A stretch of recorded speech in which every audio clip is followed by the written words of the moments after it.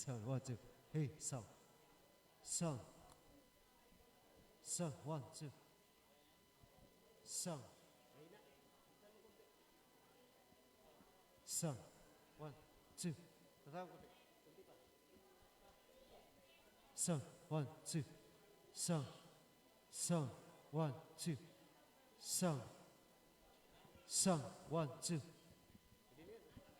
Son, son.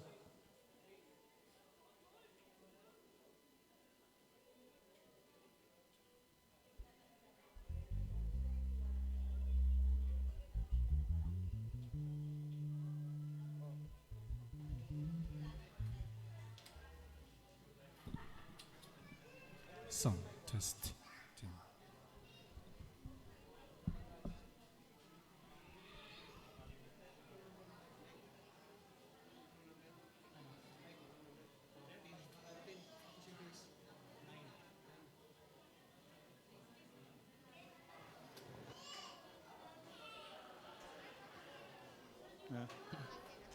Sisimulan.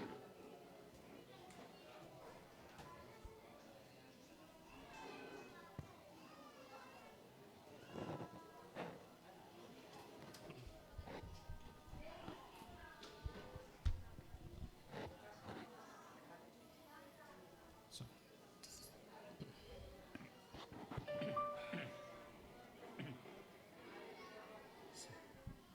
One, two.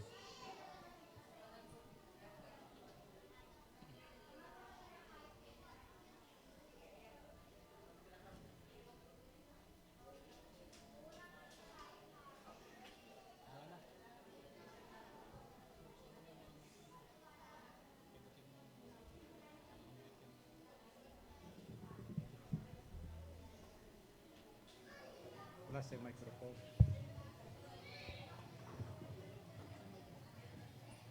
Hindi niya abot.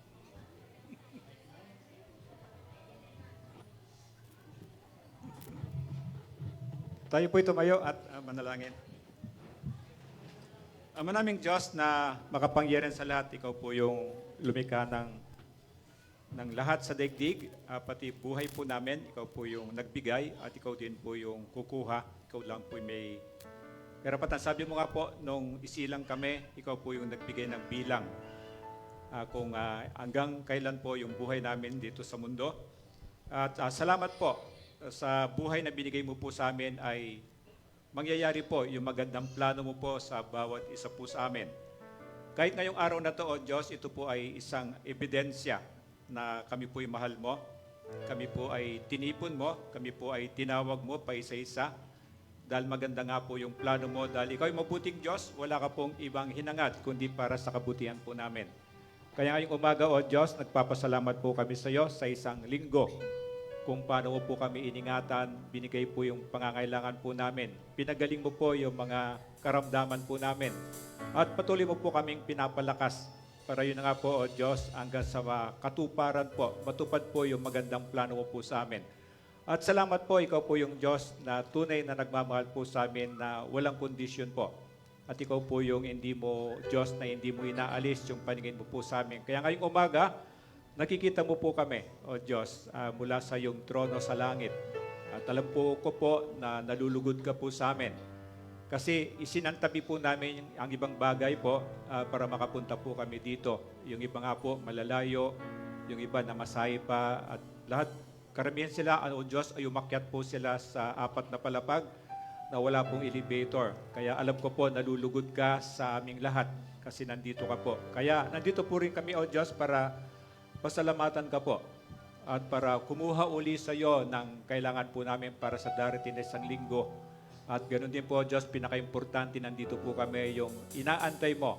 Nasambahin ka po namin sa Espiritu at katotohanan. Kaya Ama, sa kapangyarihan ng banal na Espiritu mo, sa pangalan ng iyong anak, na si Kristo, Diyos, tanggapin mo nga po ang aming papuri sa iyo, ang aming pagsamba sa iyo. Ito po yung dalangin ko, ito po yung dalangin namin sa pangalan ni Kristo. Amen and amen. Sabi niya sa awit o Psalms 119, 97 hanggang 100, O ang iyong mga utos ay tunay kong iniibig. Araw-araw sa maghapon ay siya kong iniisip. Kasama ko sa tuwin ay yaong iyong kautusan, kaya ako'y dumurunong nagigit pa sa kaaway. Sa lahat kong mga guro, ang unawa ko ay higit, pagkat ang aral mo't turo ang laman ng aking isip. Ang taglay kong karunong ay higit pa sa matatanda, pagkat ang iyong mga utos ay hindi ko sinisira. Amen.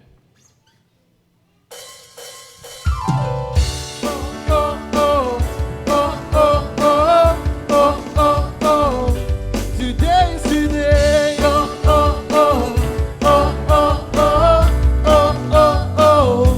I'm casting my cares aside.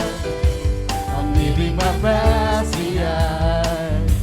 I'm throwing my heart and mind on you, Jesus.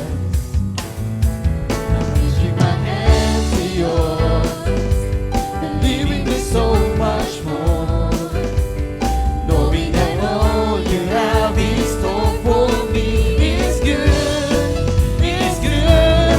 Today is the day you have made. I will rejoice and be glad in it. Today is the day you have made.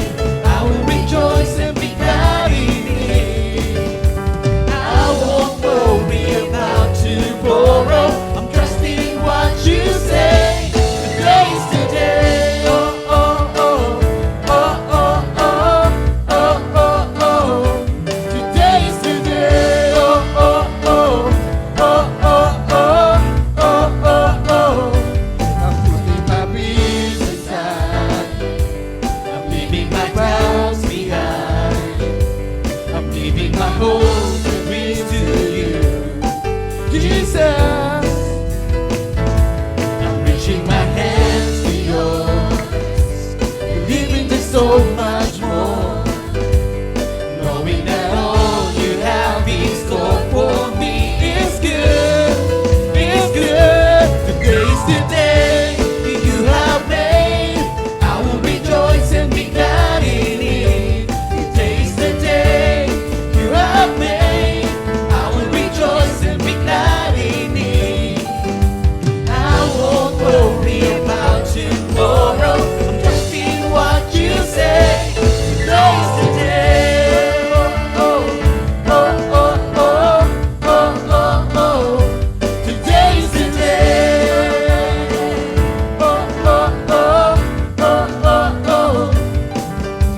I will stand upon your truth. I will stand upon your truth. All my days I live for you. All my days I live for you. I will stand upon your truth. I will stand upon your truth. All my days I live for you. All my days I live. It's the day you have made. I will rejoice and be glad in it. Today's the day you have made. I will rejoice and be glad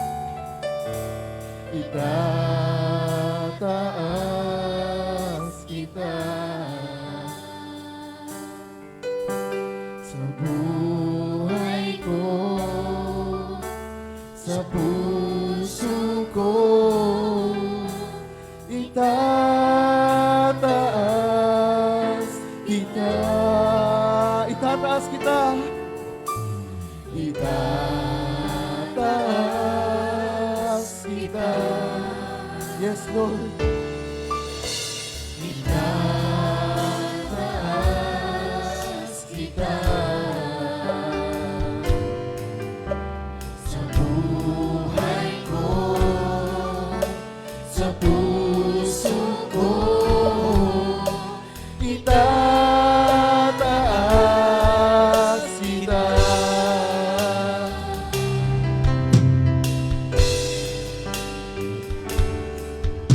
Habang may hiling nga sa'yo, ako'y sasamba.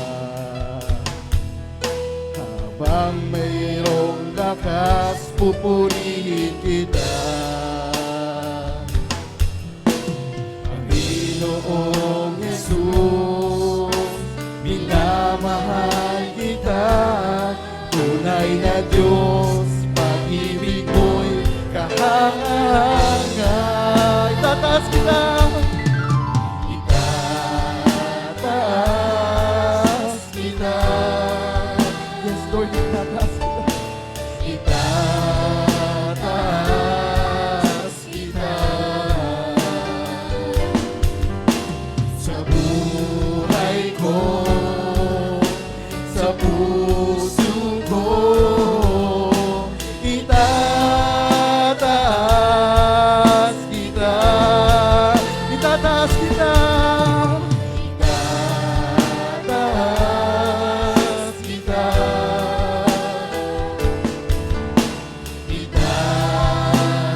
Itataas kita. Sa buhay ko, sa puso ko, itataas kita. Yes, Lord, itataas kita. Itataas kita. Itataas kita. Itataas kita. Sa buhay ko, sa puso ko, itataas kita.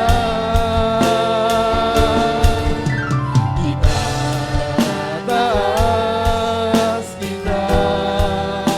Itataas kita. Itataas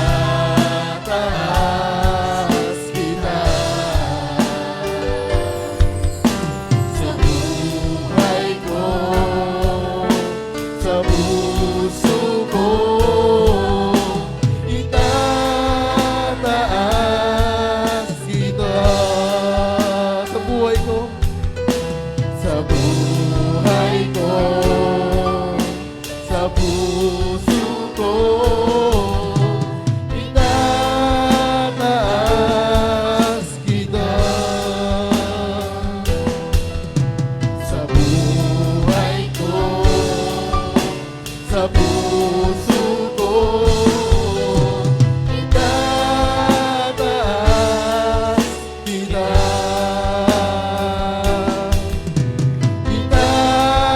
Itataas kita. Itataas kita.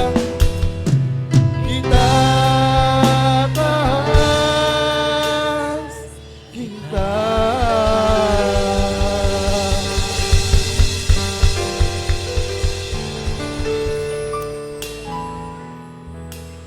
Oh, the glory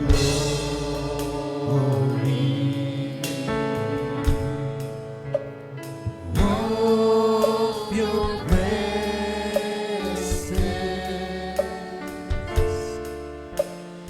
We, your temple,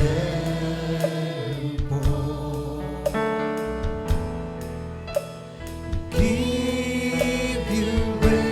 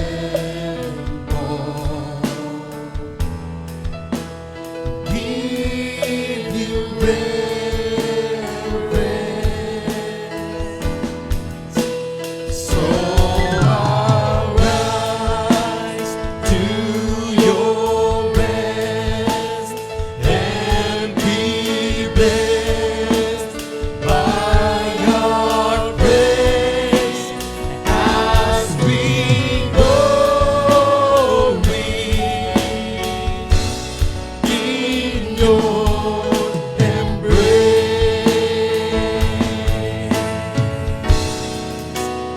as your presence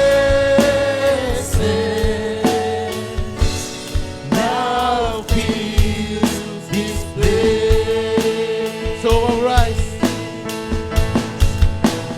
So arise to your rest and be blessed by your praise as we glory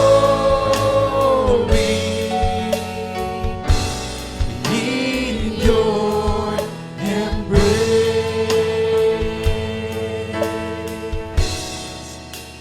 As your presence now fills this place,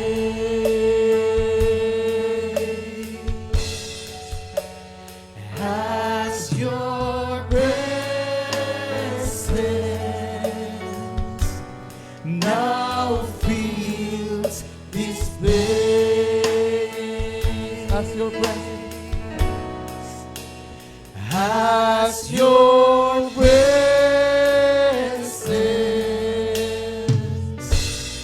now fills this place.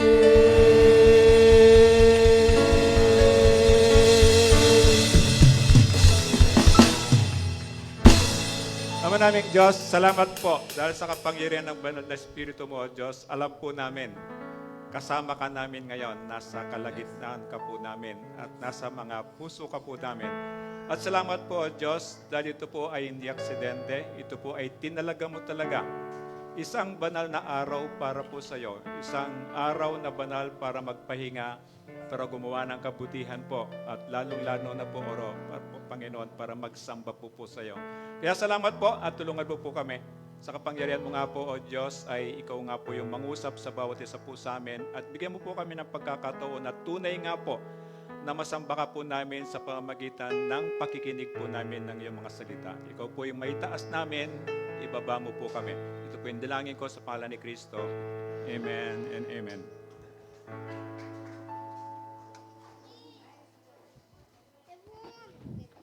Good morning.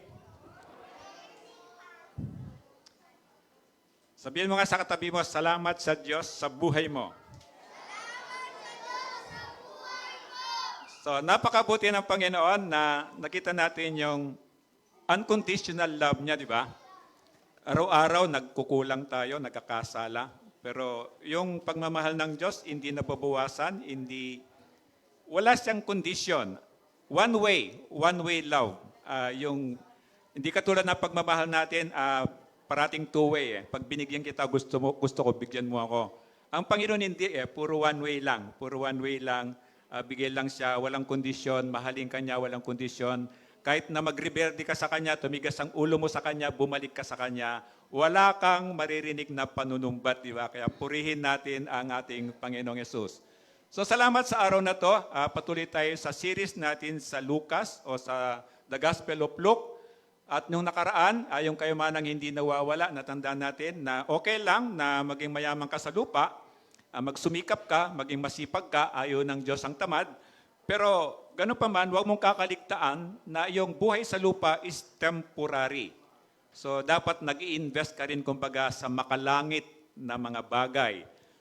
Alam mo yung mga naging mabait ka sa tao dito o nakatulong ka sa simbahan, nakatulong ka sa mga pastor, sa mga missionary, mga manggagawa ng Diyos. O gumawa ka ng paraan para maligtas ang isang tao. Pagdating ng araw, pagpunta ng mong langit, isa sa mga yan ang sasalubong sa iyo at magpapasalamat sa iyo. Kasi dahil sa iyo, nagpagamit ka para ang isang kaluluwa ay maligtas siya sa kapahamakan, sa kaparusahan sa impyerno. So ito'y kayamanang hindi nawawala, ito yung mga makalangit. Magsusumikap ka, pag-aaral, negosyo, trabaho, pero meron kang panahon para sa Diyos. Meron kang panahon para manalangin, meron kang panahon gumawa ng kabutihan. So natandaan nyo, last week, ito yung 2 weeks natin pinag-aralan. Huwag kang mabalisa, huwag kang mag-worry, huwag kang maging anxious, huwag kang ma-depress kasi ikaw ay mahalaga sa Diyos, ang Diyos binibigyan niya lahat ng pangangailangan natin. Sobra-sobra pa nga para may bahagi tayo sa ibang tao. At pinayagan ka ng Diyos. Kahit ngayon, kaya ka nandito, kaya ako nandito, biyaya lang ng Diyos, amen? Biyaya lang ng Diyos yon kasi ang dami nating mga options. So ibig sabihin yung pinili ka ng Diyos na nandito ka, pasalamat, salamat po Diyos, ganito lang ako pero special pala ako sa iyo. Sa dami-dami ng mga tao, nandito tayo kasi ang Diyos ang may pakananon at ito, kinalulugdan tayo ng Diyos. Natutuwang Diyos, nandito ka. Remember yung parati mong alalahanin, sabi ng Diyos Ama, God the Father, sabi niya, natutuwa ako na pinatay niyo yung anak ko. Ang hirap intindihan. Ama ka, ano ka? Hindi ko maintindihan, matagal na. Paano ka natutuwa, pinatay yung nag-iisa mong anak? And then sinabi rin ni Jesus, nalulugod ako, natutuwa ako, pinatay nila ako. Parang hirap intindihan. And then later on, maintindihan ko, kaya sila natutuwa kasi dahil naligtas tayo. Dahil sa anak ng Panginoon, binigyan niya kanyang bugtong na anak para bayaran ng kasalanan natin na kung sino man ang maniwala, sabi niya, hindi na siya mapapahamak. At si Jesus naman, kailangan sabi niya, matupad yung utos na aking Ama kasi walang paraan para maligtas ang tao kundi babayaran ng kasalanan. Kasi ang kabayaran ng kasalanan ay kamatayan. Kaya si Jesus ang pinatay sa halip na tayo. Kaya ito pala, natutuwa sila kasi ganong kalaki yung pagmamahal nila sa atin. So ngayong araw na to, yung tinagnan natin yung be ready, laging handa, parang Boy Scout, laging handa. Kasi pag-aaralan natin ngayon, anytime darating si Jesus, nakahanda ka ba? So ito yung sana bago tayo lumabas dito, meron kang assurance sa puso mo. Anumang oras, hindi natin alam yon, kahit ang buhay natin, hindi natin alam. Basta't ang alam natin sa Bible, sabi ng Diyos, nung nasa tiyan pa tayo ng nanay natin, binabantayan na tayo ng Diyos. Nahihisi ito at maayos yung mga parts ng body natin, malusog tayo, malakas tayo. At nung isinilang tayo, malinaw sabi ng Diyos, nagtakda siya ng bilang sa mga araw ng buhay natin sa lupa. At silang may alam nun. So kahit sabihin ka ng doktor na may 3 buwan ka na lang pastor na mabuhay, you put your house into order, medyo wag kang basta-basta maniwala doon. Kasi ang Diyos ang may hawak ng buhay natin. Siya lang nagbigay ng buhay natin, siya yung kukuha. Meron akong paboritong word sa Bible school dati, parang we are living in a borrowed time. Hiram na panahon. Kasi this is temporary. This is temporary. Nung panahon ni Adan and Eva, 930 years old ang abot ng tao, pero ngayon 120 na lang. And then, ang kabayaran ng kasalanan ay kamatayan. Kung hindi naging generous, hindi naging merciful, hindi maging maawain ng Diyos, the moment na nagkasala si Adan at Eva, patay na sila dapat at wala na tayo.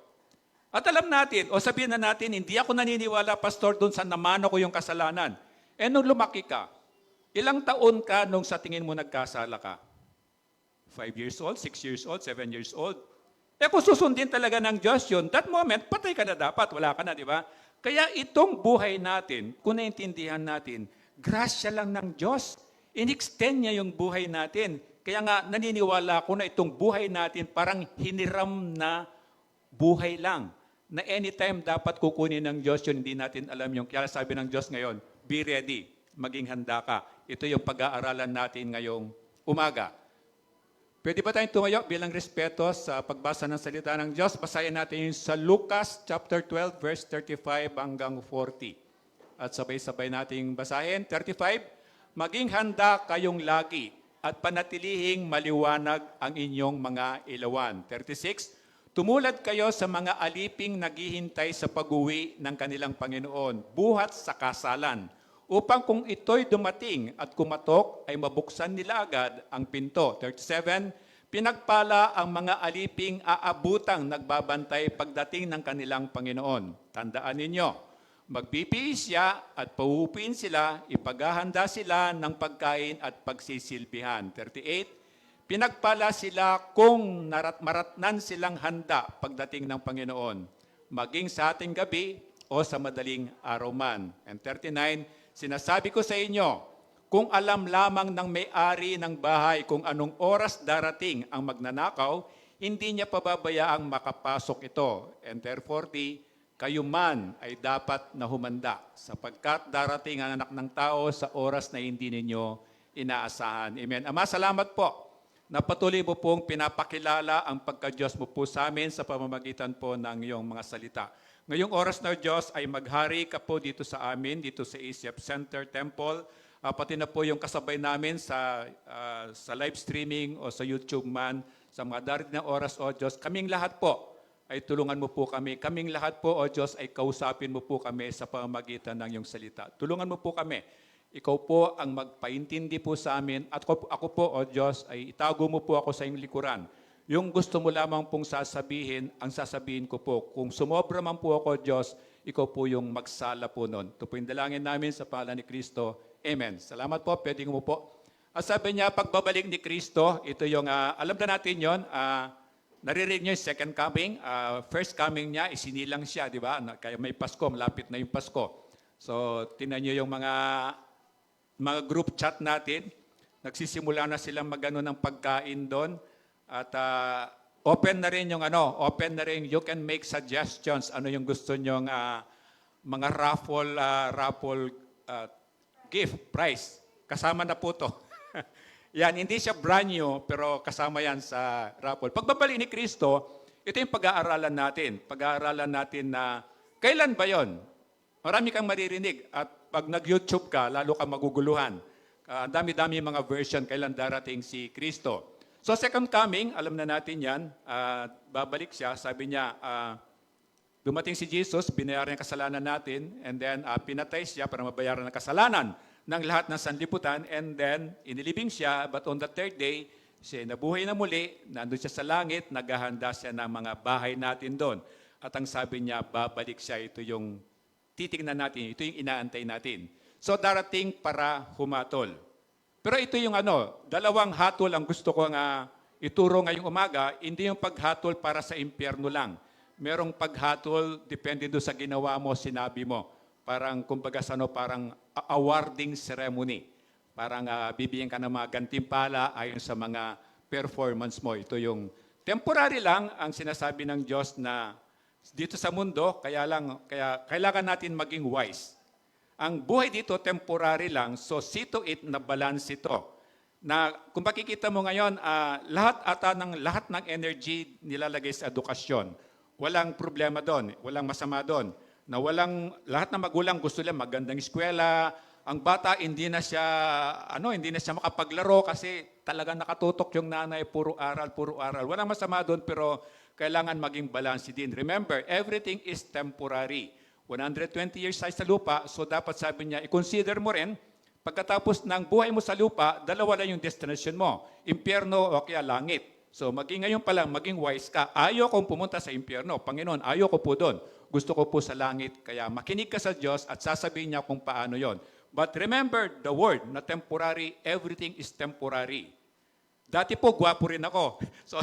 Pero temporary pala yon, hindi pala yon pang habang buhay. So yung ganon, lahat ng bagay, remind yourself na everything will pass away, kundi yung salita ng Diyos ang mananatili.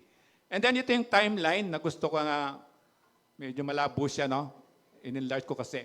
So anyway, nababasa nyo siya, yung timeline of the end times, ito yung cross, ito yung Pentecost, malabo yung niya, rapture. This is the church 8. Nandito tayo.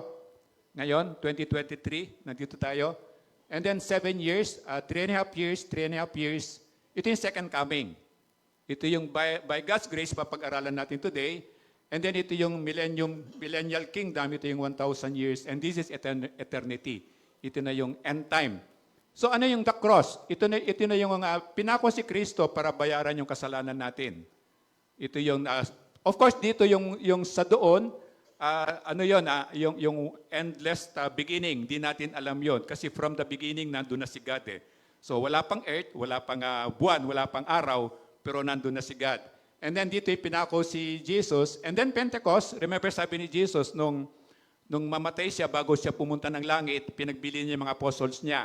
Sabi niya sa mga apostles niya, huwag muna kayong ahayo. Antayin ninyo yung banal na spirito, bababa mula sa langit, para bibigyan kayo ng kapangyarihan para magawa nyo yung dapat nyong gawin. Kaya tinawag na Pentecost, it's the Holy Spirit, Pente, ibig sabihin 10 years, di ba? So ito yung 10 na inantay nila bago sila humayo. Pero nasa langit na si Jesus, nagpiprepare ng lugar sa atin.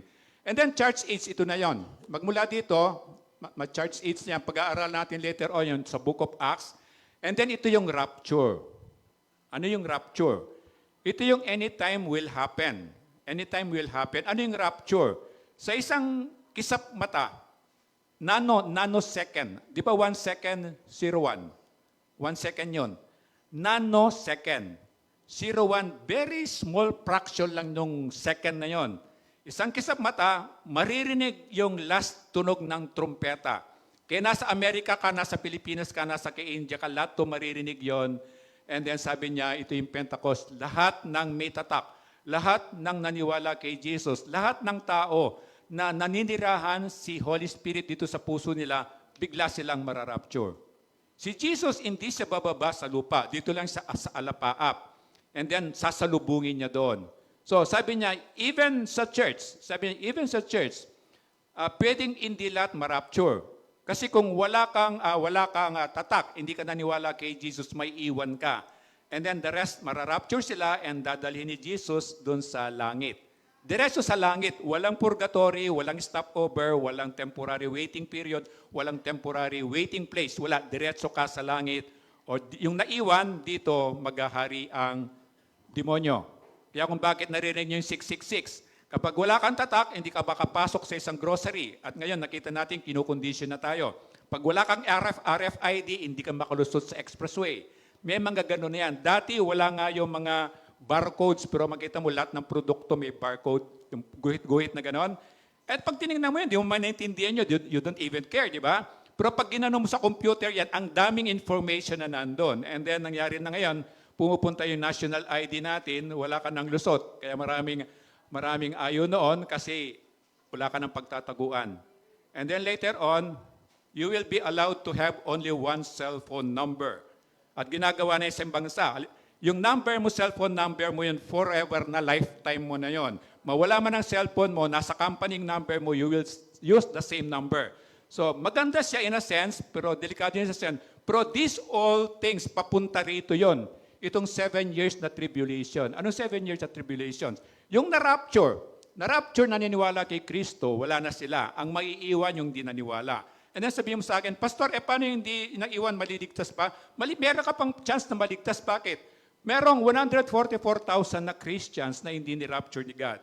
Sabi ng Bible, ito yung mga tao na hindi defiled, ibig sabihin hindi sila sumiping sa babae at sila yung mag-evangelize doon sa mga naiwan dito. At ang sabi ng Bible, sa 7 years na to, mas marami yung maliligtas. Kaya lang mahirap kasi namumuno ang devil na, and then yun na nga, kapag hindi mo nirenounce si Jesus, putol ulo ka. So ano mangyayari sa rapture?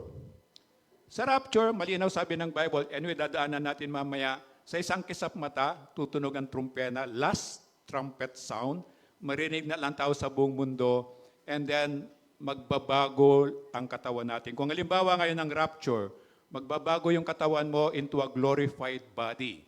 Ang glorified body, pwede siyang lumusot dito. Hindi siya controlled ng any space o ng any time. Parang katawan ni Jesus after na mag-resurrection siya, yun ang katawan niya. And then, pero sabi ng Panginoon, malinaw sa Bible, mauuna yung mga namatay. Magkakaroon sila ng katawang hindi namamatay, hindi nabubulok. Sa kilala natin dito, si Nanay Esting, si Jenny, si Jeff, sila Sister Tess, yung dito nakatira. Mga Christians na yon, yung kaibigan ni Brother John, yung dito, I forgot his name. Ligtas sila, nasa langit sila, pero as of today, wala silang katawan. Ito yung inaantay nila. During the rapture, bago tayo i-rapture, bago tayo mawawala dito, uunang tatawagin ng Diyos yung mga patay. Kaya kinremate ka dyan, kaya sinabog yung abo mo dyan, ibibigyan ng Diyos ng glorified body yun. Una, yung mga namatay na naniwala kay Kristo. Take note, naniwala kay Kristo, bibigyan sila ng katawang hindi namamatay, hindi nabubulok, susundin sila ni Jesus, tapos tayo din. On our process, nanosecond, fraction of a second, biglang magbabago yung katawan natin na hindi namamatay, hindi nabubulok. So, wala kang kamatayan sa langit, wala ka ring kamatayan kung sa impyerno ka pupunta. Patuloy kang paparusahan na walang kamatayan. And then after rapture, itong 7 years, 3.5 years, di ba maghahari na dito ang devil? Wala na si pastor, wala na yung mga Christian church, wala nang worship na ganito from the start. Dito yung 3.5 years, napakabait niya. Di ba ang Antichrist nga, ano siya peke, camouflage, sabi ng Panginoon, hipokrito, hindi siya tunay, counterfeit. Makikita mo rito, sabi ng Bible, gagawa siya ng miracles, magandang itsura niya, magaling, peacemaker siya, maniniwala ka. But after ng 3.5 years dito, lilitaw ang tunay na pagkademonyo niya. At doon na. Pero dito na sa end nito, dito na siya, hindi lalabanan ng tao, yung final Antichrist, ang Panginoon na mismo yung lalaban sa kanya. And then, dito, magkakaroon uli ng resurrection. Bakit? This is the resurrection of the church. Yung mga simbahan lang. So, nung resurrection dito, binuhay yung mga patay, hindi kasamang binuhay sila Moses, sila Dan, sila Eva, hindi kasama doon. And then, dito sila bubuhayin muli.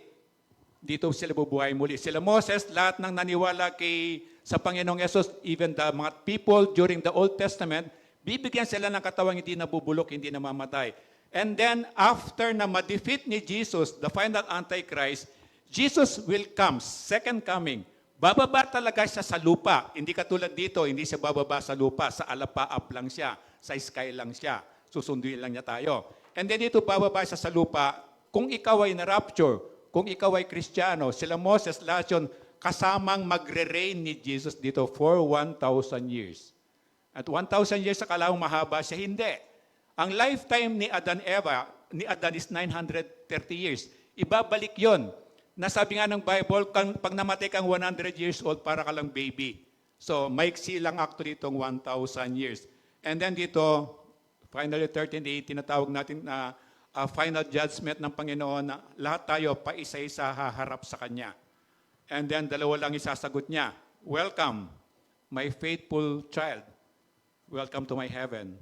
Ang isang sagot niya, "Umalis ka sa harap ko, hindi kita kilala noon pa." So ito yung mga hindi naniwala, ito yung naniwala, ito yung mga nag-reject kay Jesus, dalawang klase lang at dalawang destination lang, ang heaven at saka yung hell. And then dito, magkikreate si God ng new heaven and new earth. Kasi ito corrupted na siya. Corrupted na siya. Maraming virus, maraming sakit, naagnas na mga ilog, wala nang isda, wala nang corrupted na yung earth. And then buong universe na yan, malinaw sinasabi ng Bible, mag-explode. Kasi ang universe, it's made of atom. So yung atom, because of extreme heat, mainit na mainit, sasabog yan, everything magiging pulbos. And then ihipan ng hangin as if there was nothing before. And then lahat ng naniwala for eternity, doon sila sa new heaven and earth, lahat ng nag-reject kay Jesus, lahat ng hindi naniwala kay Jesus, doon sa hell for eternity. That will be the final and eternal destiny ng lahat ng tao. And then great white throne of judgment, ito yung last na aharap pa isa-isa. Hindi tayo pwedeng umarap doon na ano po kami, member po kami ni Pastor Ed.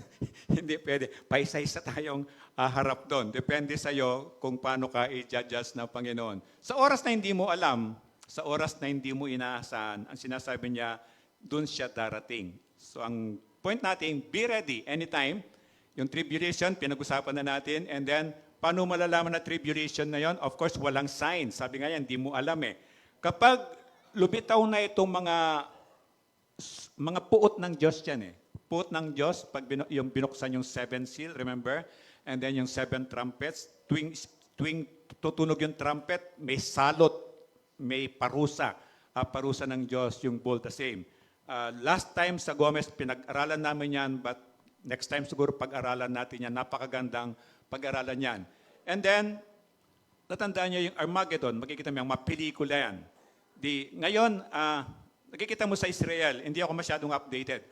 Pero ang alam ko sa Israel, 70 years ago, 70% ng teritoryo ng Israel are occupied by the Philistines, mga Pilistino. Sino mga Pilistino? Ito mga kalahi ni Goliath. Remember, David and Goliath? Ito yung mga kalahi niya.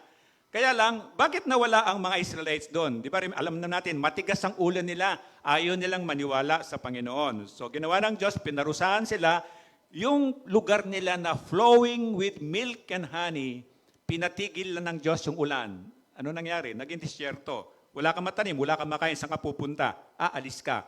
At in-scattered ang lahat ng yan sa buong mundo. Pero may promise ang Diyos because they are the chosen people. Anong promise ng Diyos? Darating ang oras, I will gather them like a hen. Sabi, parang manok na iipunin ko ulit itong mga sisiw ko, sabi niya. At nangyari na yan. Nangyari na yan, and then that was 70 years ago lang. And then 70 years ago, nagsimulang bumalik itong mga Hudyo ng tapon sa iba-ibang parte ng mundo. And I met some of them dun sa Joppa. Na una silang, tapos kinukwento nila na naging Christian sila sa bandang Europa, and then dun sila bumalik sa Hudyo, dala-dala nila yung karunungan galing sa Diyos at nagsimula silang humayo. And now, makikita mo sa news, di ba?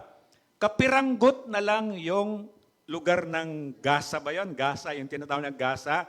Na dati, 70% occupied nila yon. Ito yung prophecy ni God. Prophecy ni God na ever thousands years ago, sinasabi niya, ibabalik ko sa inyo yung mga lupa nyo at nangyayari na. At itong konting kapiranggot na ito lang natitira. Kaya ano sinabi ng presidente, buburahin ko kayo sa mapa. Parang pwede, pag alam mo yung sa Bible, parang, nga no, wala naman talaga sila doon. Pero pag inisip mo, bakit? Nangangarap ka ng world peace? It will not happen. Bakit ka mo? Ang world peace, ang kapayapaan, magsisimula sa iyo, magsisimula sa akin. Kung meron akong Jesus, I have the Prince of Peace. I have Jesus. Meron akong peace, di ba? Mamahalin ko nga yung kaaway ko eh.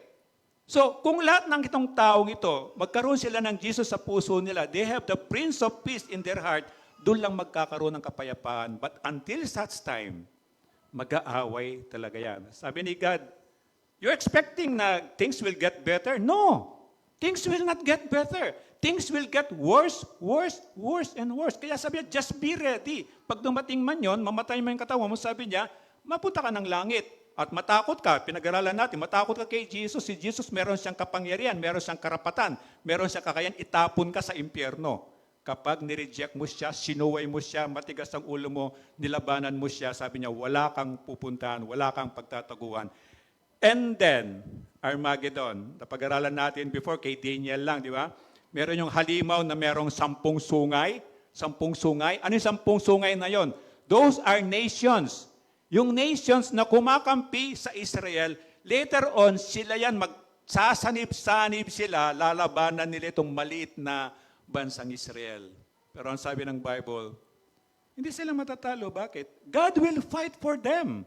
Pinili ng Diyos yun eh. Kaya ito, makita, may kumakampi sa Israel ngayon. Pero later on, yung mga superpower na yan, sabi ng Bible, magsasanib lang yan at magkakaroon sila. Lalabanan nila ang Israel.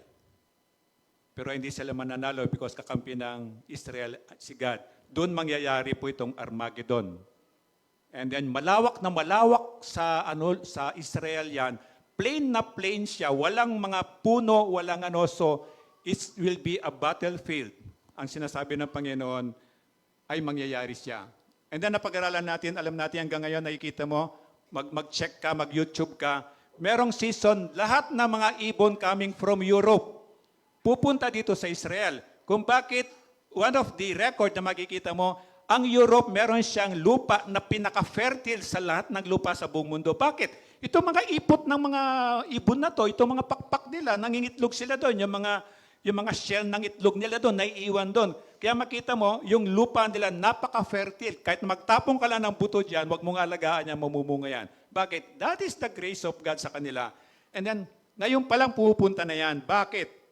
Because sila yung kakain doon sa mga bangkay na papatayin doon sa Armageddon. Ito yung malinaw na sinasabi ng Bible na, sabi niya, Revelation 19:17-18, sabayan niyo ako. Nakita ko naman ang isang anghel na nakatayo sa araw. Sumigaw siya ng malakas at tinawag ang mga ibon sa impapawid. Hali kayo at magtipon para sa malaking Handaan ng Diyos. And then, 18, kainin ninyo ang laman ng mga hari, ng mga kapitan, ng mga kawal, ng mga kabayo at mga kanilang mga sakay. Kainin din ninyo ang laman ng lahat ng tao, alipin at malaya, hamak o dakila. Hindi ginawang complicated ni God. Nasabi niya, I am the Alpha, I am the Omega, I am the beginning, I am the end. Kung aalamin mo lang, kung makikinig ka sa akin, sasabihin ko sa iyo, saan ka nang galing at saan ka papunta. Pero binigyan kita ng free will. Saan mo ba talaga gustong pumunta? Ikaw ang pipili noon. At habang buhay ka, gagawin mo yon. Kasi kapag namatay ka, hindi ka nakapili. Hindi ka pwedeng ipili ni pastor. At kahit ipagtirik kita ng kandila araw-araw, ipamisa kita araw-araw, ipanalangin kita araw-araw, that will not make any difference. Habang buhay ka, ikaw yung pipili. Makikinig ba ako kay God? Tatanggapin ko pa si Jesus or I will reject Jesus. Ito yon, ikaw ang pipili. Millennial Kingdom, napag-usapan natin 1,000 years, hindi siya ganun kahaba kasi ibabalik ng Diyos yung haba ng buhay natin. So huwag kang mag-alala dun sa mga pampahaba ng buhay, di ba? Pag may birthday, walang katapusan, mga noodles, mga pansit, kasi pampahaba ng buhay. Tapos sabi ng New Year, mga bilog-bilog. Sabi ko sa ate ko, doon ako nakatanggap ng katakot-takot na kurot. Sabi ko, kaya hindi tayo nawawala sa kahirapan eh. Bilog-bilog, mga barya lang yun. Sabi ko, dapat mga square-square para mga bills, para ganon, galit na galit yung ate ko. And then 40, sabi niya, kayo man ay dapat humanda sapagkat darating ang anak ng tao sa oras na hindi ninyo inaasahan. John 14:1-3, sabayan niyo ako. Huwag mapagabag ang inyong kalooban. Sumampalataya kayo sa Diyos, sumampalataya din kayo sa akin. Verse 2, sa bahay ng aking ama ay maraming silid. Kung hindi ito totoo, sasabihin ko ba sa inyong pupunta ako roon upang ipaghanda ko kayo ng inyong matitirahan? Verse 3, at kapag naipaghanda ko na kayo ng matitirahan, ako'y babalik at isasama ko kayo upang kayo'y makapiling ko kung sama na ko naroon. Ito yung second coming. Malinaw, hindi tinago ni Jesus. Hindi siya komplikado. Kaya sabi niya, I have to go back to my Father, di ba, nung mamatay siya. Pero sabi niya, huwag kayong mag-alala, ipapadala ko ang banal na Espiritu para may makasama kayo habang inaantay niyo ako sa pagbabalik ko. Malinaw, hindi siya komplikadong pinakita ng Diyos sa Bible. 1 Corinthians 15:51 hanggang 52. Isang hiwaga ang sinasabi ko sa inyo. Hindi lahat tayo'y mamamatay, ngunit lahat tayo'y babaguhin sa isang sandali, sa isang kisap mata, kasabay ng huling paghihip ng trumpeta. Yung sinabi ko kanina, pagkat sa pagtunog ng trumpeta, ang mga patay ay muling bubuhayin at di na muling mamamatay. Babaguhin tayong lahat. So yung mga Christians, anak ng Diyos, mananampalatay kay Kristo na namatay na before, wala silang katawan ngayon, espiritu sila. Yung naniwala, nasa langit sila. But during this time, bibigyan sila ng Diyos ng glorified body. So sila Jeff, yung makilala natin dito sa ACF Center, nandun sila pero wala silang katawan ngayon. During the rapture, bibigyan sila ng katawan. Ito yung kisap mata, it's nanosecond, parang 0.1, parang fraction lang yon, napakabilis. And then, kapag ang nabubulok ay napalitan na ng di nabubulok, at ang may kamatayan ay napalitan na ng walang kamatayan, matutupad na ang sinabi sa kasulatan, nalupig na ang kamatayan, lubos na ang tagumpay. So wala ka dapat ikatakot na lahat tayo mamamatay, pero hindi ka dapat matakot. Kasi the moment na naniwala kay Kristo, simula na yon ng eternal life mo. Yung magse-separate po yung body sa spirit natin, saglit lang yon. So huwag kang matakot, hindi siya painful. Actually, pag naintindihan mo, yun ang inaantay mo. Kasi wala nang sakit, wala nang gutom doon, wala nang hirap, wala nang virus. So ito yung kamatayan, mangyayari kaya lang, sabi nga ni Jesus, lubos na natagumpay. Ma-overcome mo na yung death because of Jesus. But if not, kung ikaw ay patuloy na magre-reject kay Jesus, ito yung sinasabi niyang magkakaroon ng mamamatay kang 2 beses. Kasi tayo, lahat tinalaga tayo mamamatay ng minsan, tapos hahatulan. Kapag namatay ako minsan, hahatulan ako, impyerno ba ako, langit ba ako? Pag hindi ako naniwala, merong pangalawang kamatayan, yung itatapon ako ni Jesus sa impyerno for eternity. Pero pinalitan din yung katawan kong hindi namamatay, hindi nabubulok. So wala akong katapusan, magsasuffer sa impyerno kasi hindi namamatay yung kanawang bigyan. Bakit? Kasi yun ang dapat parusa talaga sa akin. Kasi ginawa na lahat ng Diyos ang ginawa niya sa akin, pero patuloy ko siyang nireject, patuloy ko siyang hindi pinaniwalaan. Patuloy kong pinaniwalaan yung sarili ko, patuloy kong pinaniwalaan yung maling religion na nakasapian ko, patuloy akong sumali doon sa false religion, lahat na yan. Pinapakita ni Jesus lahat yan. Kaya sabi niya, I am the way, the truth. Ako yung katotohanan. So sa Kanya ka lang makakita ng absolute na katotohanan. Kaya sa subject list, death is swallowed up in victory. Napanalunan ni Jesus yan when Jesus died on the cross. Nung mamatay siya sa cross and then nabuhay siya muli, na-conquer niya yung death.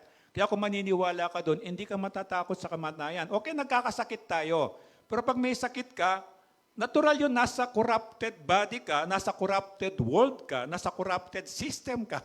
What would you expect? Di ba? Sabi nga niya, our body is groaning. Gusto niya niyang bumalik na doon sa langit kasi sa langit wala na lahat ng paghihirap. So ito yung sabi niya, huwag mong katakutan ng kamatayan. Pero, pag wala kang Jesus, matakot ka. Matakot ka talaga at mag-worry ka. Kasi sinasabi na paulit-ulit, you will go to hell. Ayaw natin pakinggan, pero hindi. You will go to hell. Pero kung meron kang Jesus, don't worry. Nandyan ka, tumawag lang sa Kanya. Kahit na maging prodigal son ka pa, hindi ka niya susumbanan, di ba? Napakabait, napakabuti niya. Kaya sabi niya, yung pinag-aaralan natin, sabi niya dumating siya para humatil. Tinatawag nilang Bema, judgment. Bema, judgment of Christ. Di ba? Para pag sinabi natin hatol kasi parang naisip natin sa impyerno. Itong Bema, judgment, ibig sabihin yung Kristiyano ako, di ba? Kristiyano ako. Kristiyano ako, nagkakasala pa ako, di ba? Pastor ako, pero nagkakasala pa rin ako, di ba? Hindi ako mararating yung perfection dito sa mundo o dito sa katawan na to. So, Kristiyano ako, naniniwala ako, tinuturo ko sa inyo, once saved is always saved. Yung kaligtasan natin hindi nawawala. Nagkakasala ka, pero di nawawala. Magre-rebelde ka, pero hindi nawawala kaligtasan mo. So, kino-question, pinagdidebatihin yan. Kasi ako naniniwala ko, once naniwala ka kay Kristo, nanampalataya ka sa Kanya, isusulat yung pangalan mo sa libro ng buhay. Parang imagine mo, nakasulat ang pangalan mo doon sa langit. Kaya that will give you assurance na, hindi ako mamroblema kasi nakasulat naman ang pangalan ko sa langit. Pero kung hindi nakasulat ang pangalan mo doon, mamroblema ka talaga. Kasi puputaktayin ka talaga ng demonyo. Alam mo yung demonyo, dumating siya para magnakaw, pumatay at manira. Yun naman talaga ang agenda niya. Itong Bema judgment, kasi Christian ako, ito yung lesson natin today, ito yung pupunta ako doon, pero merong ano bang tawag doon? Yung rewarding ceremony. Parang graduation, di ba? Merong valedictorian, merong salutatorian, merong, kung ano man yung yan na yan, di ba? Merong yan. Parang, merong ranking, sa langit ganun din. I-judge ka ni God doon sa sinabi ko, ginawa ko, o inisip ko. And then doon nakabase yung reward. Hindi yung paghatol para parusa. Kristiyano na ako di ba? Hindi na ako paparusahan. Exempted na ako sa hell. Sure ako sa heaven. So itong Bema judgment na pinag-aaralan natin today, ito yung ano ba yung regalo na ibibigay sa akin o reward. Di ba sabi niya, merong yung kapag naligtas, alimbawa, binahagi ko sa iyo yung ebanghelyo o yung good news, tapos naniwala ka. Ang sabi ng Bible, pagdating ng araw, pagdating ko, meron akong crown. So, sabi sa akin, Pastor, sandami mo na sigurong crown. Di ba, binibiro ko. Siguro nga, ang gagawin ko, every hour, magpapalit ako ng crown. Kasi ang dami kong crown. Kasi these are just some of the reward ng Panginoon. Depende doon sa ginawa mo, sa buhay mo, dito sa lupa. Ito yung Bema judgment. Ito yung sabi niya, hatulan kayo ng Diyos, hindi para pumunta ng impyerno. Kasi Christian ka na Meron ka ng Holy Spirit dito, naniwala ka na kay Jesus, Christian ka na. Kaya lang, kung wala kang award, awarding ceremony, di ba? Kung wala kang award, tagapalakpak ka lang doon. Pero nandun ka pa rin naman sa heaven, di ba? Nandun ka pa rin sa heaven. Pero di ba gusto mo, parang dito, ano ka sa imtablado, di ba? Ewan ko, siguro may mga picture-picture o selfie-selfie ka na lang. No? Pero yun yung Bema judgment, i-reward ka ni God doon sa ginawa mo dito sa lupa.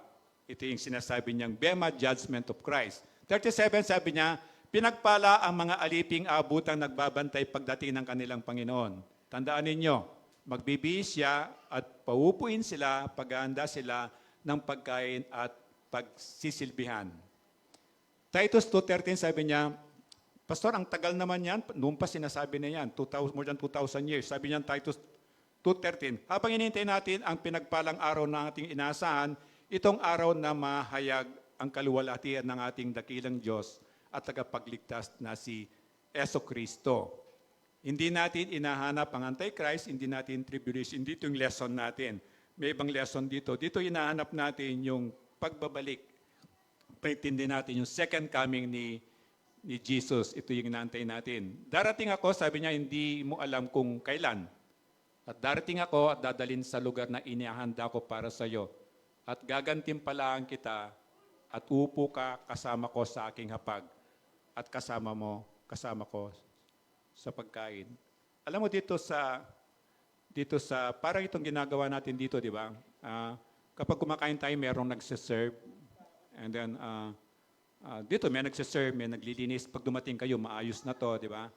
Mini-maintain yung mga aircon, para situit, malamig dito. Lahat ng yan, biyaya ng Diyos, paglilingkod. Kasi sabi ng Panginoon, dumating siya para maglingkod, hindi para paglingkuran. Ito yung model natin na sa Christian, na dito sa langit, gagawin pa rin ng Diyos yun.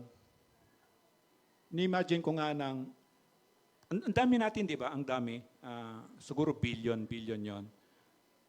Upo tayo doon sa table ni God, na dinner table niya.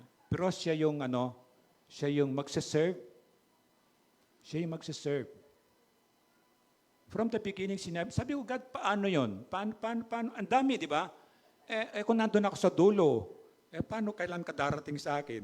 So na-imagine ko, to comfort myself, na-imagine ko na lang yung when Jesus fed the 5,000, remember? Lumalabas sa kamay niya, yung tinapay sa isda, lumalabas sa kamay niya. So parang inisip ko na lang, pagtapat niya sa'yo, lumalabas yung parang platter. Platter plate ng Kenny Rogers, di ba? Meron ka ng kanin, meron kang manok, meron kang kung sumod, 2 side dish na gulay, tapos meron kang dessert na, ano yung dessert nila doon? Muffin, di ba? Muffin, oh. So, inisip ko na lang ganon, to comfort myself lang. Siguro, pagtapat ni Jesus, ganon, platter na yan. Nandun lahat ang isang plato, parang ganon. So, ang point doon, siya yung Diyos, siya yung lumikha, siya yung nagligtas, pati ba naman sa langit, sabi ko, ikaw pa rin yung magsaserve sa akin. Purihin ang Panginoon. Ito yung napakahirap abutin, pero ganon kalaki yung pagmamahal niya sa atin. 1 Thessalonians 1, verse 9 hanggang 10. Sabayan niyo ako. Ang mga taga roon na rin ang nagbabalita kung paano ninyo kami tinanggap. Sila rin nagsasabi kung paano ninyo tinalikuran ang pagsamba sa mga Diyos-Diyosan upang maglingkod sa tunay at buhay na Diyos. Verse 10, at maghintay sa pagbabalik ng kanyang anak, si Jesus, mula sa langit. Ito'y si Jesus na muli niyang binuhay, na siya rin nagliligtas sa atin sa darating na puot ng Diyos. Ito yung, kasi perfect God siya. Gagantimpalaan niya ako sa tamang ginawa ko. But because He's God, and because dahil Diyos siya, hindi pa rin niya pwedeng palampasin yung kasalanan ko, tama? Kasi hindi sa perfect kung puro God is love lang eh. God is love, at the same time, God is just. Mahal niya ako, pero galit siya doon sa kasalanan ginagawa ko. Kasi perfect God siya. Kaya sabi sa Old Testament, yet, it will not leave the guilty unpunished. Yung kasalanan mo, kailangan pa rin parusahan. So kasalanan natin, kailangan pa rin parusahan kahit na mag-sorry pa tayo. Kaya lang, ang parusa, tumanggap sino? Si Jesus yun eh. So hindi pwedeng tanggalin yung parusa sa equation. Kaya lang may tumanggap na sa halip na ako yung parusahan, si Jesus ang parusahan. At pag naintindihan ko ito, mamahalin ko siya ng buong puso ko. More than 2,000 years na pastor, parating ganyan sinasabi, kailan ba talaga? Kailan ba talaga yung sinasabi? Kasi sinabi ng Bible, malinaw naman sabi niya sa 2 Peter 3:8, sabayin niyo ko, mga minamahal, huwag ninyong kalilimutan na sa Panginoon, ang isang araw ay tulad ng 1,000 taon. At ang 1,000 taon ay tulad ng isang araw lamang. So sabi niya, 2,000 years na pastor, kung 1 year, 1 day lang, ilan tayo, 2,023 days pa lang. 2,023 days, ilang buwan pa lang yon. Kaya sabi, huwag ka mag-alala. Basta importante, hindi mo nga alam kung kailan yon, pero ready ka. Ready ka. Sabi niya sa 2 Peter 3:9, ang Panginoon ay hindi nagpapabaya sa kanyang pangako gaya ng inakala ng ilan. Sa halip, nagbibigay siya ng pagkakataon sa lahat sapagkat hindi niya nais na may mapahamak, kundi ang lahat ay kapagsisi at tumalikod sa kasalanan. Nakita mo yung biyaya niya, baka yung nanay mo hindi pa nga ligtas, yung kaibigan mo, kapatid mo, anak mo hindi pa ligtas. So inaantay ni Jesus yun. Sa halip na mainip ka, ay God, salamat po, huwag ka munang dumating kasi yung mga kaibigan ko, wala pa silang Kristo, pupunta ng impyerno yan. At yung mga nag-aaway doon, marami doon sa Israel, nasa Holy Land sila. Pero wala silang Kristo, pupunta po sa impyerno yan. Kaya huwag ka muna sigurong dumating. Di ba? So ito yun Malino sinasabi niya, inaantay niya yung iba para sila din ay maligtas kasi ayaw ng Diyos na isa man ay mapahamak. Naalala ko yung Israel nung unang balita. Ayoko masyadong nanunod kasi naiiyak ako pag yung nakikita ko yung ganon. Parang natatanong ka, God, asan ka po sa mga panahong ito? Parang hindi mo maiwasan magtanong ka. Nakikita mo yung mga bata na walang kamuang-muwang, tapos minamassacre, yung mga ganon. Pero pagkatapos kong namnamin yon, sabi niya, parang sa isip ko, pinaisip ni God, wala namang pinagbago Because they reject me. Because they fight against me. Tapos naalala ko, lalo ako na-guilty. I was in Holy Land in 2017. Pinaalala hindi ko naisip na nandun ako, siyempre nag-i-enjoy ka. Pinaalala ng Diyos sa akin, kahit ikaw, kahit kayo, pumunta kayo ng Holy Land, namasyal kayo. That is supposed to be Holy Land. Meron bang kayong dinatnan na nag-worship? Wala. Nakalungkot, di ba? It's a Holy Land. No wonder, sinabi ng Diyos na darating ang araw, sabi niya, aayaan kong maguho yan. Walang dalawang hollow block na matitirang magkapatong. Flat to the ground. Ang nakita mo sa TV yung ginagawa ng Hamas? Flat to the ground. Flat to the ground. Parang durug-durug talaga. Durug-durug talaga. So again, ang pinapaalala ni God, asa ng pananampalataya mo? Asa ng puso mo? Ikaw din. Ikaw din, mapapahamak ka din. Kaya sabi niya, you prepare. Maganda ka lang. Mapanganib, bakit? Wala siyang sign. Hindi mo alam kung kailan. Kaya inantulad niya sa isang magnanakaw. Dahil darating siya parang atulad ng mundo, maging handa ka na. 4 na pagtutulad na nilagay sa lesson natin, handang nakabihis. Sabi niya sa verse 35, maging handa kayo lagi at panatiling maliwanag ang inyong ilawan.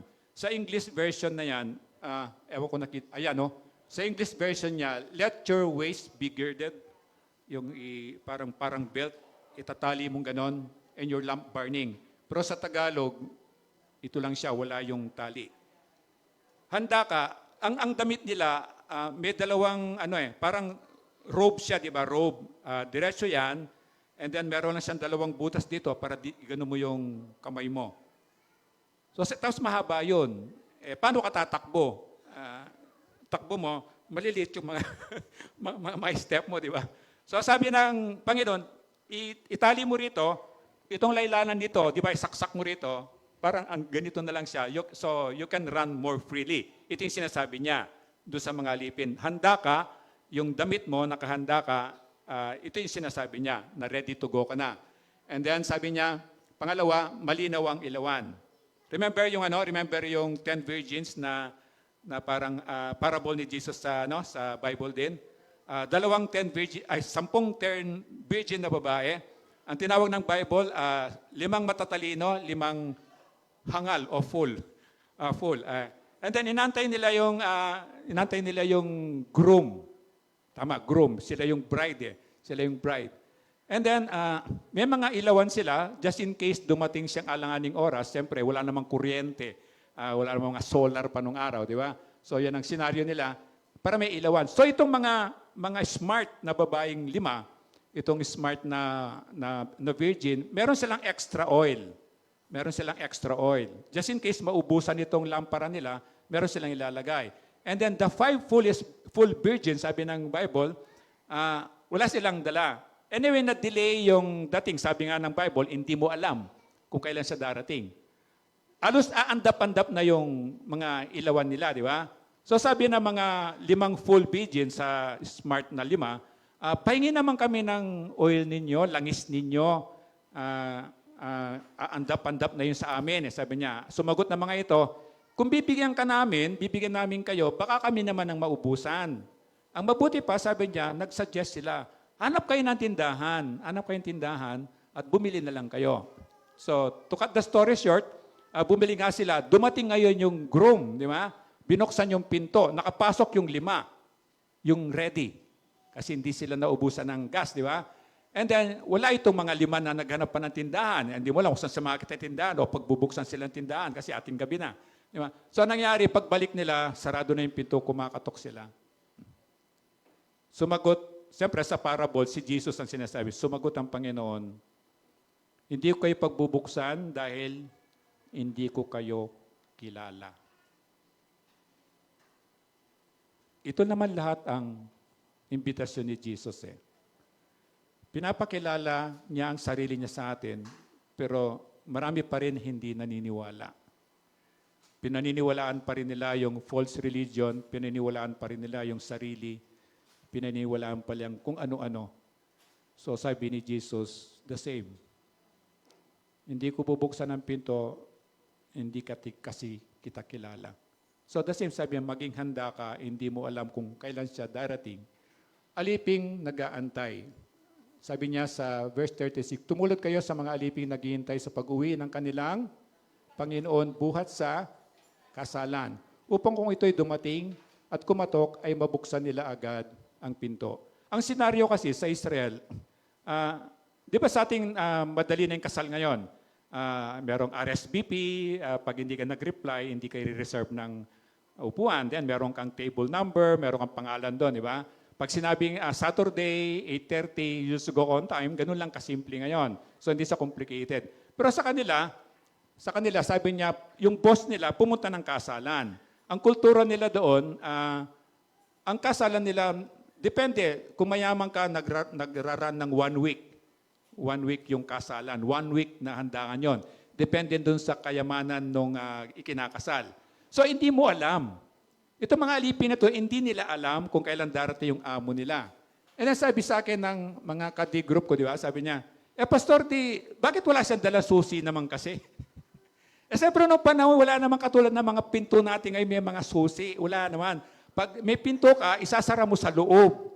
So, kakatok ka talaga kahit bahay mo yon kasi wala pa tayo mga ganong susi. Kaya sabi niya dito, buhat siya sa kasalan, hindi mo alam kung kailan siya babalik. Paano kung mayaman yung kinasal? Inabutan ng 1 linggo yung handaan. So, 1 week after, pauwi. Kaya sabi niya, parati kang ready.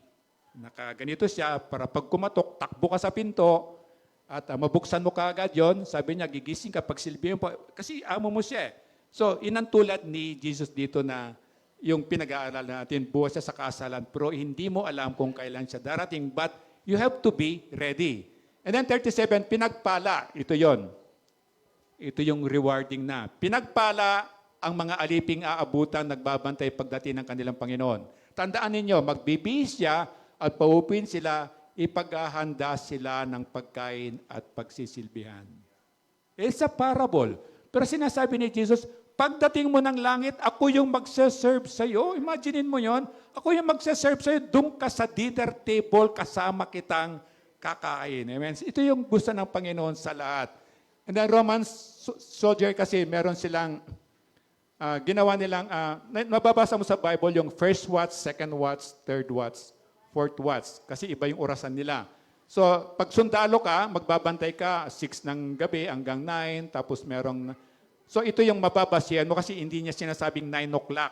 Mababasa mo sa Bible, darating siya on the fourth watch. Ibig sabihin, fourth watch ito. 3 a.m. hanggang 6 a.m. And then, hindi siya komplikado. Bakit? From the start, merong ilawan eh. Merong ilawan. So, parang yung magnanakaw, yun ang tulad sa magnanakaw. Alam nga, meron nagnakaw ng araw, pero karamihan sa gabi yung pagnanakaw. So, ito yung mababasa mo sa Bible. Binase nila dito. Kung second watch siya darating, ibig sabihin 9 p.m. to 12 midnight ang dating niya. Kaya lang, hindi mo nga kasi alam. Kaya be ready.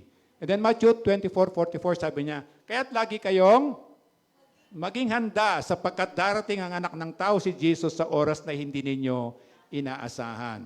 Inabutang sinasaktan. Merong parable, di ba? Umalis yung amo nila, and then iniwan sila, pinagkatiwala yung ari-arian. Pero yung salbahing alipin, inabutan sinasaktan ng kapwang alipin, kasamang umiinom at kumakain ang mga lasenggo. Pinagpirapiraso. Hindi lang pinataya, pinagpirapiraso. Yung pinag-iwa-hiwala yung chop-chop. Parang pork chop, parang chop-chop, parang ganon. At tinapos sa lugar na kasama ang mga, remember ito mga hipokrito, who are the hypocrites? Ito yung mga nasa false religion. Ito yung mga Pariseo, di ba? Alam nila ang kautusan pero hindi nila ginagawa. Kilala na si Jesus pero hindi sila naniniwala kay Jesus. These are the hypocrites at doon nangangalit ang mga ngipin. Saan to? Hell. This is hell. This is hell. Yung sobrang pain, di ba? Nagkaganon ka na, nangangalit yung mga ngipin. Pag nakakita ka ng word yon, ay ibig sabihin ng Bible, that is hell. Impyerno yon. Doon itatapon. And remember, si Jesus, meron siyang kapangyarihan, meron siyang karapatan na magtapon sa atin sa impyerno. Kaya sa halip na matakot ka sa tao, matakot ka sa Diyos, sabi niya. So, nakahandang alipin, malinaw ang ilawan, ito yung puntos na and then alipin na nag-aantay, hinantulad ng Diyos dito. Na para maging handa tayo, sabi niya, para kang katulad ng nakahandang alipin. Imagine mo again yung naka-ready ka.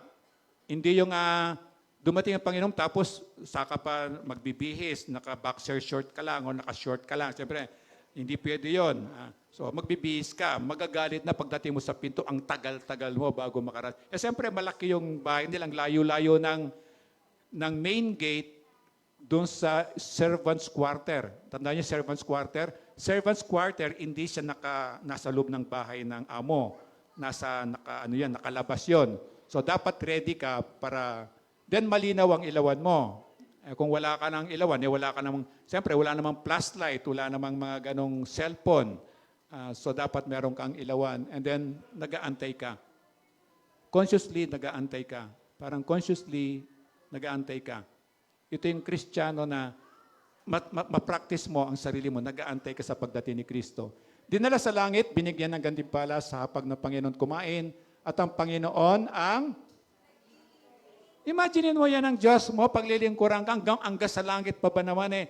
Dito sa lupa, siya na yung naglilingkod, nagbibigay ng kailangan natin, nagpapagali ng karamdaman, at pagdating ba sa langit, ganun pa rin yung gagawin niya. Yan ang Diyos na buhay. At panghuli, pang-apat natin, hinantulad siya sa isang magnanakaw. Kasi hindi naman sasabihin ng magnanakaw, mamayang gabi, antayin mo ako, nanakawan kita. So, hinantulad sa isang magnanakaw. Sabi niya sa 39, sinasabi ko sa inyo, kung alam lamang ng may-ari ng bahay kung anong oras darating ang magnanakaw, hindi niya pababayaang makapasok ito. 1 Thessalonians 5:2, sabi niya, sabayan niyo ako, sapagkat alam na ninyo na ang pagdating ng araw ng Panginoon ay tulad ng pagdating ng magnanakaw sa gabi. Karamihan kasi sa gabi, kaya nandun yung ilaw. So ito yung apat na sana matandaan natin para nakahandang alipin, ikaw yon, malinaw ang ilawan mo, and then alipin ka nag-aantay, at parating isipin ng pagdating niya, hinantulod niya sa isang magnanakaw. Wala siyang announcement. And then, paano? Paano maging handa? Dalawa lamang po ito. Isa, pumunta kay Kristo. Ito yung kaligtasan. At kapag ligtas ka na, pangalawa lang yan, yung kabanalan. And remember itong dalawang ito. Nandun siya, nakapasok siya sa two greatest commandments. Ano yung sabi ni Jesus, di ba? Kaya nagalit siya sa mga Pariseo, yung 10 utos ginawa nilang 613. And then, sinabi ni Jesus, gawin ko na lang dalawa ha, para hindi ka mahirapan. Dalawa na lang. At madalis ang tandaan. Mahalin mo ang Diyos ng buong puso. Sabayan niyo nga ako, buong puso, buong kaluluwa, buong lakas, buong talino, at mahalin mo ang iyong kapwa katulad ng pagmamahal mo sa sarili mo. Pag nagawa mo ito, sabi niya, ito yung sabi niya, kabanalan. Ligtas ka na, pero itong kabanalan, kailangan mo siyang i-practice every day. Every moment ng buhay mo, para siyang lifestyle. I-practice mo yung kabanalan. At panghuli natin, kayo man ay dapat na humanda sapagkat darating ang anak ng tao sa oras na hindi niyo inaasahan. So ang paganda lang, kahit ngayon, challenge sa'yo, nananampalataya ka na ba kay Jesus? Ito yung handa ka na. Kung hindi pa, hindi ka pa handa. Pag dumating inabutan ka niya, na wala ang banal na spirito sa puso mo, wala kang Jesus sa buhay mo, lagot ka. Hindi ka handa. So, ito yung, maging handa ka, see to it, na narinig mo yung sinasabi ni Jesus, naniwala ka, sinunod mo siya, pinamuhay mo siya. Ito yon. Isusulat ang pangalan mo sa langit, walang pwedeng magbura doon. Isusulat ang pangalan mo sa libro ng buhay at pagdating ng paghahatol, bubuklatin yung libro na yon. Kapag hindi nakasulat ang pangalan mo doon, hindi ka pwedeng pumunta ng langit. Tayo po'y tumayo at manalangin. Ama, salamat po sa salita mo na siya po yung nagiging basihan po namin ng kaalaman po namin sa iyo. At salamat po sa pagtuturo mo na kung paano ka po namin paniwalaan, paano ka po namin mahalin, at paano ka po namin sundin. Kaya pagpalain mo po itong salitang ito sa puso po't isipan namin, idikit mo po ito para hindi po maagaw ng demonyo. At dalangin po namin, O Diyos, masamba ka namin ngayon sa pamamagitan po ng paghahandog po namin. Tanggapin mo nga po itong handog po namin at tulungan mo po kami as a church. Maging mabuti po kaming katiwala sa lahat ng pinagkatiwala mo po sa amin. At katulad ng pangako mo, pagpalain mo po yung handog. At lalo na po yung naghandog, tulad ng promise mo, siksik, liglig, umaapaw, wala pong mapaglagyan. Sambahin ka po namin ngayon, O Diyos, sa pamamagitan po ng aming paghahandog. Ito po yung dalangin ko sa pangalan ni Kristo. Amen and amen. Sabi niya sa 2 Corinthians 10:6-7, ang nagtatanim ng kakaunti ay aani ng kakaunti, at ang nagtatanim ng marami ay aani ng marami. Ang bawat isa ay dapat magbigay ayon sa kanyang pasya. Maluwag sa loob at hindi napipilitan lamang, sapagkat iniibig ng Diyos ang nagbibigay ng may kagalakan. Amen.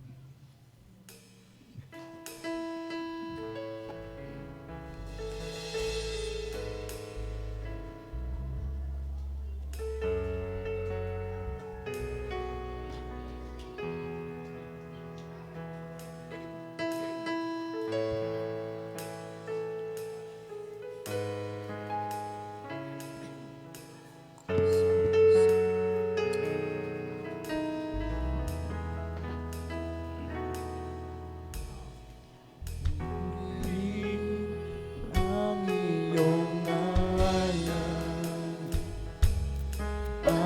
aawitan ng kadakilaan. Ikaw ang Diyos na aming kanlungan. Nasa langit kaligtasan.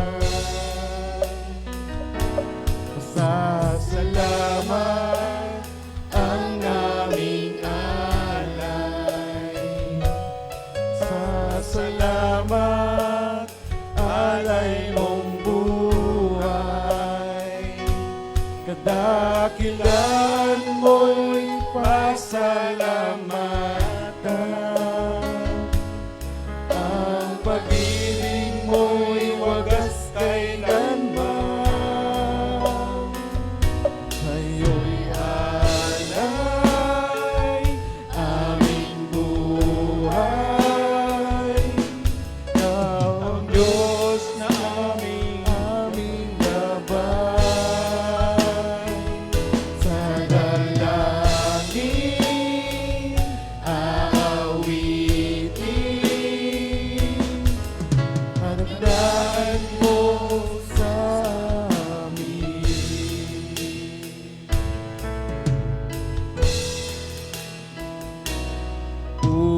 Purihin namin ang iyong pangalan.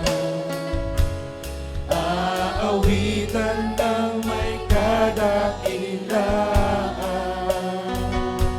Ikaw ang Diyos na aming kanlungan. Nasa namin kaligtasan. Masasalamat ang aming alay. Sasalamat alay mong buhay. Dakilaan mo'y pasalamatan. Ang pag-ibig mo'y wagas kailanman.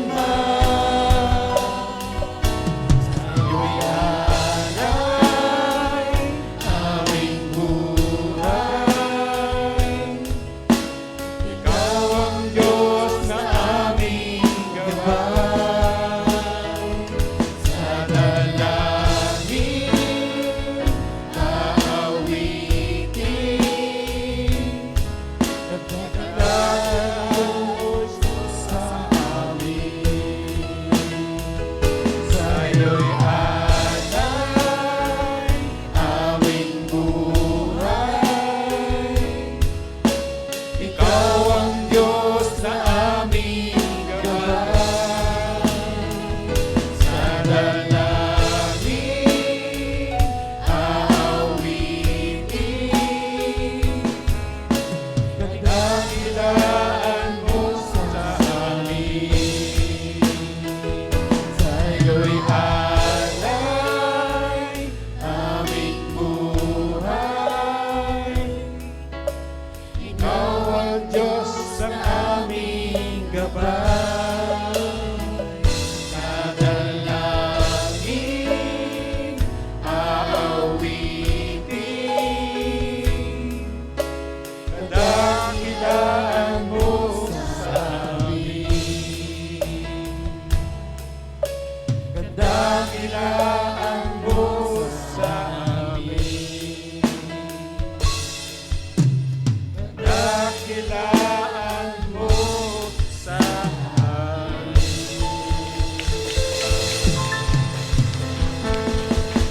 Pwede pong upo muna. Meron tayong visitor.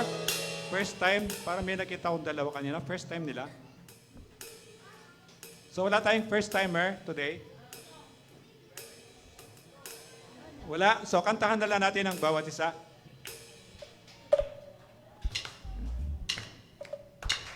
Kaway-kaway kayo sa iba. Welcome po!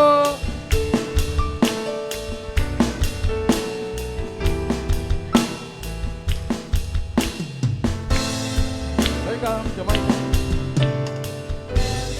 To the family, we're glad that you have come to share your life with us as we grow in love. And may we always speak to you what God would never speak.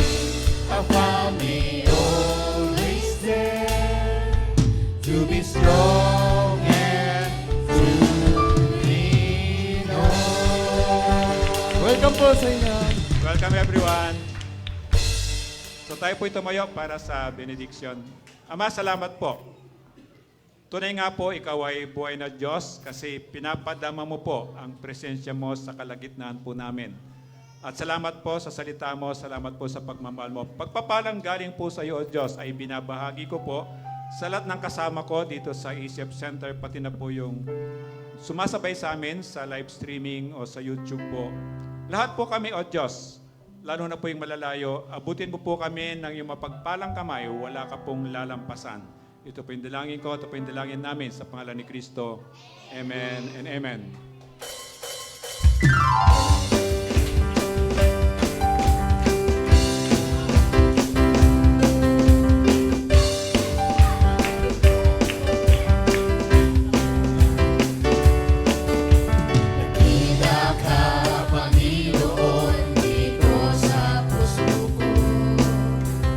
Di ka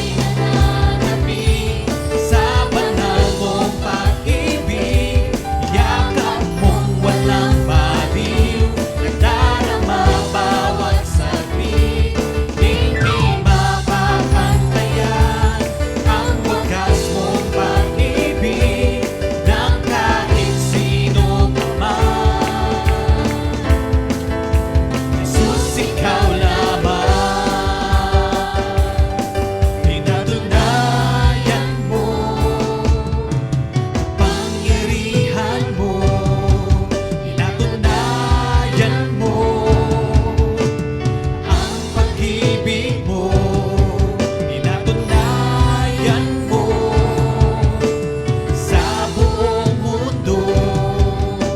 Ikaw lamang ang Diyos, buhay na totoo.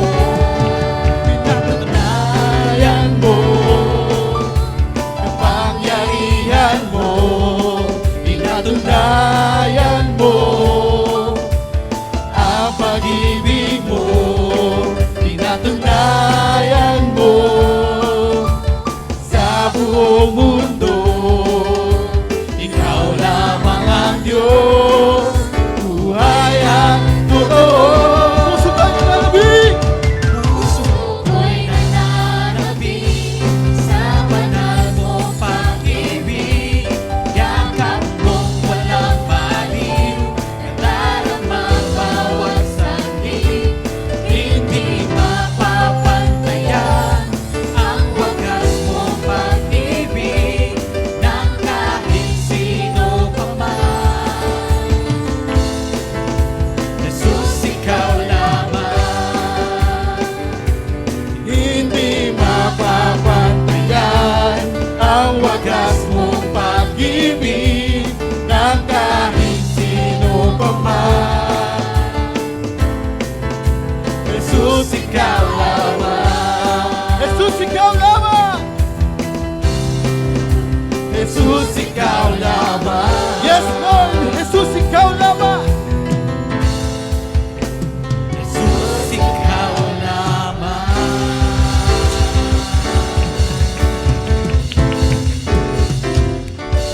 Thank you. Picture taking, doon ang camera.